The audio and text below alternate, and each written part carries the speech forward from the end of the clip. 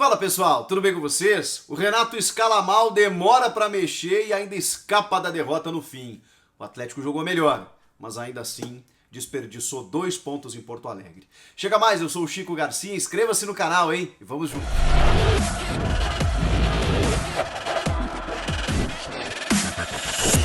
Primeiro jogo dos mais esperados dessa rodada, aquele confronto direto entre postulantes ao título, né? O Galo pegando o Grêmio, o Galo terceiro, o Grêmio sexto. E eis que Renato Gaúcho, Renato Portaluppi diz aos microfones da transmissão antes da partida começar em Porto Alegre: esses próximos jogos vão mostrar o que o Grêmio quer de verdade no campeonato. Bom, até os 15 minutos do segundo tempo, parecia que o Grêmio não queria coisa nenhuma, né? Queria realmente... Estava muito confortável com a derrota em casa, que poderia custar uma invencibilidade que já dura 16 partidas no Campeonato Brasileiro e, obviamente, abandonar qualquer chance, não só de título, né? Porque o G4 também vai ser concorrido caso o Grêmio não conquiste uma vaga na Libertadores do ano que vem via Copa do Brasil, só vencendo a competição agora, a final contra o Palmeiras. Senão, vai ter que buscar via Campeonato Brasileiro. E mesmo com chances, o Grêmio não jogou absolutamente nada durante 65, 70% da partida. O Atlético dominou as ações.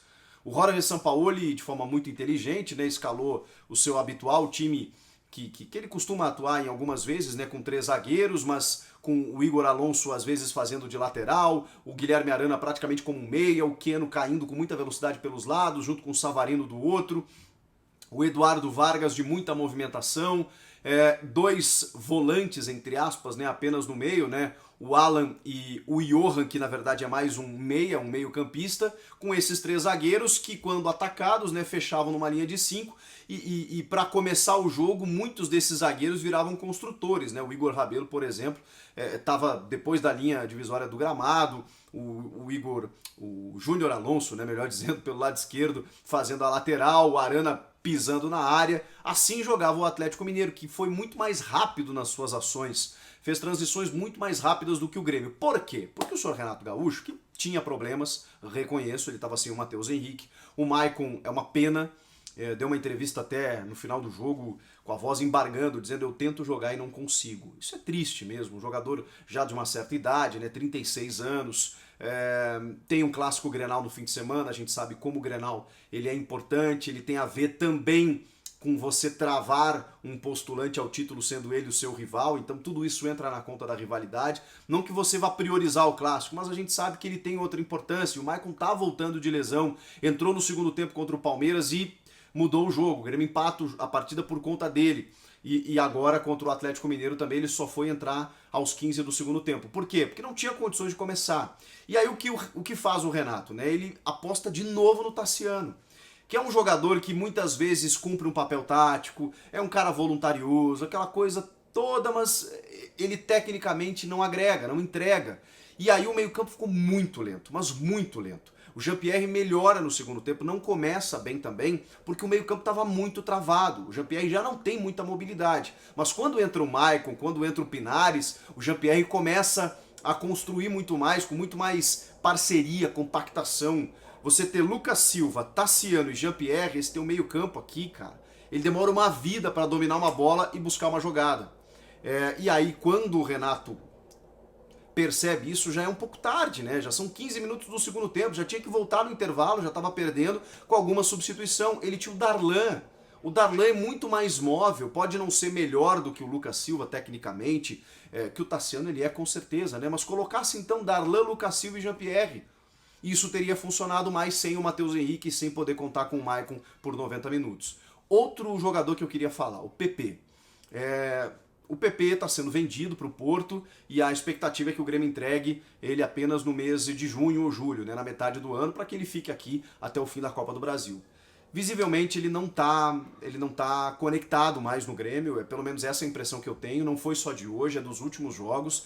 Ele perdeu lances bobos no jogo e o Ferreira entrou com muito mais intensidade, com muito mais qualidade, quase fez o gol da vitória e ainda participa de muitas ações ofensivas quando o Grêmio precisava da velocidade para empurrar o Galo para o seu campo de defesa. Então, o PP, se pudesse, né, Se fosse possível, eu acho que o Romildo Bolzan Júnior, o presidente do Grêmio, já tinha que entregar ele agora, porque o jogador, quando não tá mais com a cabeça no clube, fica até barrando o avanço de outro jogador que tá com mais qualidade, com mais intensidade do que ele.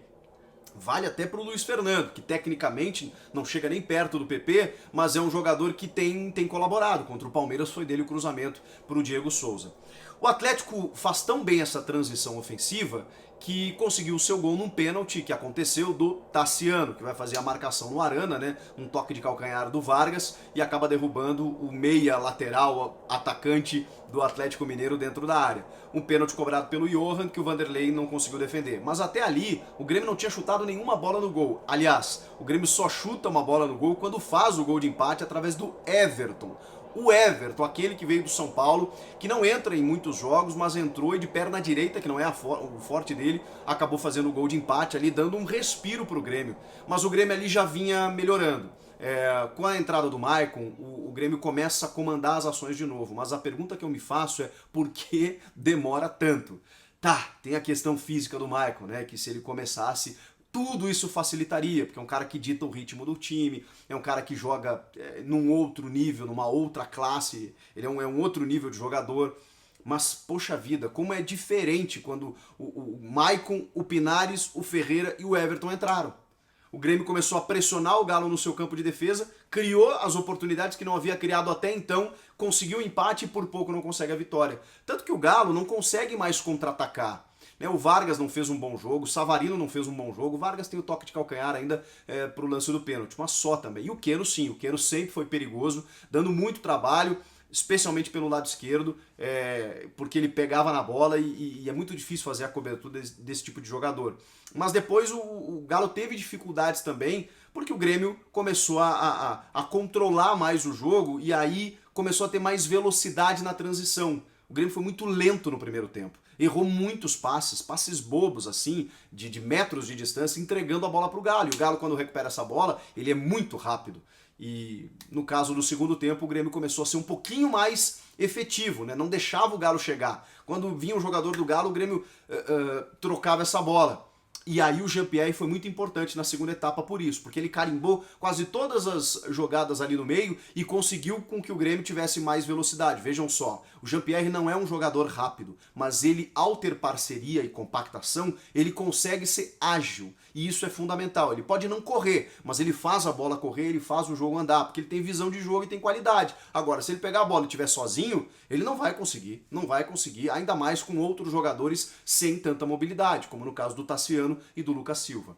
Um empate frustrante para os dois. O Grêmio estava jogando em casa, não venceu nenhum adversário do G6 em confrontos diretos, vai ter o Inter no fim de semana, mas até agora não venceu. Isso seria fundamental para dizer ou para referendar a frase do Renato no início do jogo. Vamos ver o que o Grêmio quer no campeonato. Se ele estava falando em termos de título, tinha que ter vencido. O mesmo vale para o Atlético Mineiro, que tinha o melhor aproveitamento do retorno, que oscilou menos do que vinha oscilando, é verdade, mas ainda assim, quando chega na hora decisiva, acaba desperdiçando alguns pontos que são irreparáveis, como foi a derrota para o São Paulo e agora esse empate com o Grêmio. Uma vitória do Galo, sim, colocaria o Atlético a um pontinho, não, a 2 pontinhos do São Paulo, dependendo do que fosse acontecer na rodada, mas no cangote do líder, podendo efetivamente disputar o título. Não é o que aconteceu e o Galo deixa 2 pontos em Porto Alegre. Não foi bom pra ninguém, mas dependendo do que acontecer, deixa ainda todo mundo vivo.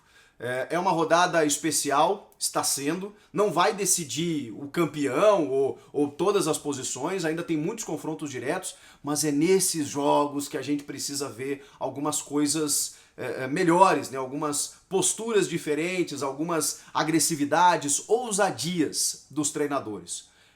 Não que não tivesse pelo lado do Sampaoli, mas não pode vacilar como fez ao sofrer o gol no final. E pelo lado do Renato, ele precisa ser mais estratégico olhando no todo. Ele não pode começar a tentar ganhar o jogo depois dos 60 minutos, especialmente quando já está perdendo. Comenta aqui embaixo o que você achou dessa partida, inscreva-se no canal e eu volto na próxima. Tchau!